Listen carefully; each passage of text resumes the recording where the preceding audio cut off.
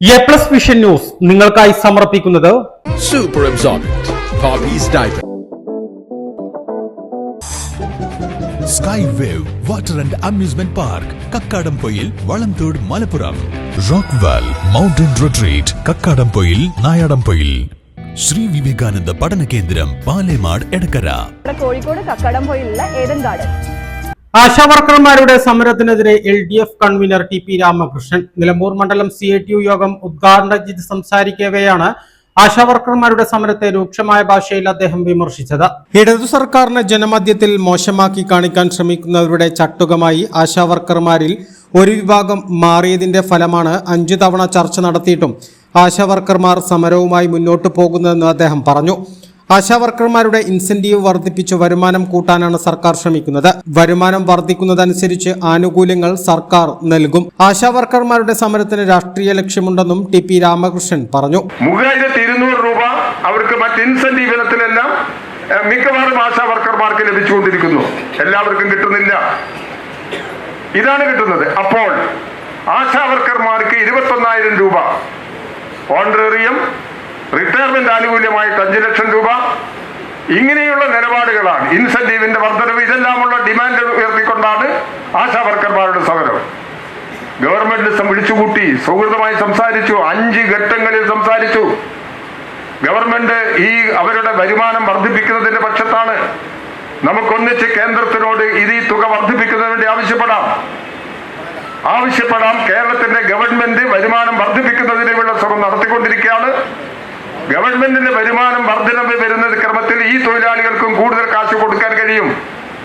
അങ്ങനെയുള്ള നിലപാട്, ഈ തൊഴിലാളികളുടെ ആവശ്യങ്ങളോട് അനുകൂലമായ നിലപാട് സ്വീകരിച്ച് ഇത് പരിഹരിക്കുന്നതിന് വേണ്ടിയുള്ള പ്രായോഗികമായ നിർദ്ദേശങ്ങൾ മുന്നോട്ട് വെച്ചിട്ടും സമരത്തിലിരിക്കുന്ന വിഭാഗം എന്ന് പറയുന്ന ആളുകൾ, ഒരു വിഭാഗം ആളുകൾ അവരംഗീകരിക്കുന്നില്ല. അവരുടെ താല്പര്യം എന്താ? ആശാവർക്കർമാരുടെ താല്പര്യമാണോ? അവരുടെ ജീവിത പ്രശ്നങ്ങൾക്ക് പരിഹാരം ഉണ്ടാക്കലാണോ?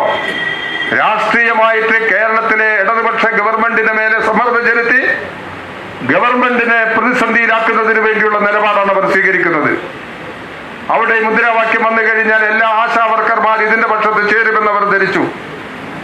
പക്ഷേ മഹാഭൂരിപക്ഷം വരുന്ന ആശാവർക്കർമാരും ഈ ഡിമാൻഡിനോടൊപ്പമില്ല. അവരുടെ താല്പര്യങ്ങൾ, ഇപ്പൊ ചില കാര്യങ്ങൾ അവരുമായിട്ട് എത്തിയ ധാരണ എന്താ? ഈ സമരക്കാരുമായിട്ടല്ല ധാരണയിലെത്തിയത്. ഇൻസെന്റീവ് കൊടുക്കുന്ന സംബന്ധിച്ചുള്ള ചില വ്യവസ്ഥകളുണ്ട്, ഓണറേറിയം കൊടുക്കുന്നതിനുള്ള വ്യവസ്ഥകളുണ്ട്. ആ വ്യവസ്ഥകളെല്ലാം ഒഴിവാക്കി നിരുപാധികമായി ഈ തുക അവരുടെ കയ്യിൽ ലഭിക്കത്തക്ക നിലയിലുള്ള നിലപാട് സ്വീകരിക്കണം. അതിന് ഗവൺമെന്റ് ആശാ വർക്കേഴ്സ് ഫെഡറേഷനുമായി ചർച്ച നടത്തി തീരുമാനമുണ്ടാക്കുകയും ചെയ്തിട്ടുണ്ട്. അതെല്ലാം ഈ മേഖലയിൽ നടപ്പിലാക്കുകയാണ്. അംഗനവാടി ജീവനക്കാരുടെ സമരം ചർച്ചയിലൂടെ പരിഹരിച്ച കാര്യവും അദ്ദേഹം എടുത്തു പറഞ്ഞു.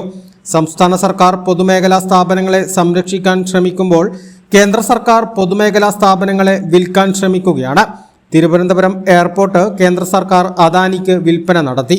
ഇതിനെതിരെ സംസ്ഥാന സർക്കാർ രംഗത്ത് വന്നപ്പോൾ അദാനിയും മോദിയും ചേർന്ന് സംസ്ഥാന സർക്കാരിനെ എതിർക്കുന്ന കാഴ്ചയാണ് കണ്ടത്. LDF സർക്കാർ 3ാം തവണയും അധികാരത്തിൽ വരുമെന്നും ഇത് തടയാൻ കഴിയില്ലെന്ന ബോധ്യമാണ് LDF സർക്കാരിനെതിരെയുള്ള നുണപ്രചരണമെന്നും TP രാമകൃഷ്ണൻ കൂട്ടിച്ചേർത്തു. CITU ജില്ലാ സെക്രട്ടറി VP സ്കറിയ അധ്യക്ഷത വഹിച്ചു. CPM ജില്ലാ സെക്രട്ടറി VP അനിൽ, CITU ജില്ലാ president V Sasikumar, George K Antony, E Padmakshan, PK Sainaba, P Sivathmajan എന്നിവർ സംസാരിച്ചു. എ+ വിഷൻ നിലമ്പൂർ. ശ്രീ വിവേകാനന്ദ പഠന കേന്ദ്രം, പാലേമാട്, എടക്കര.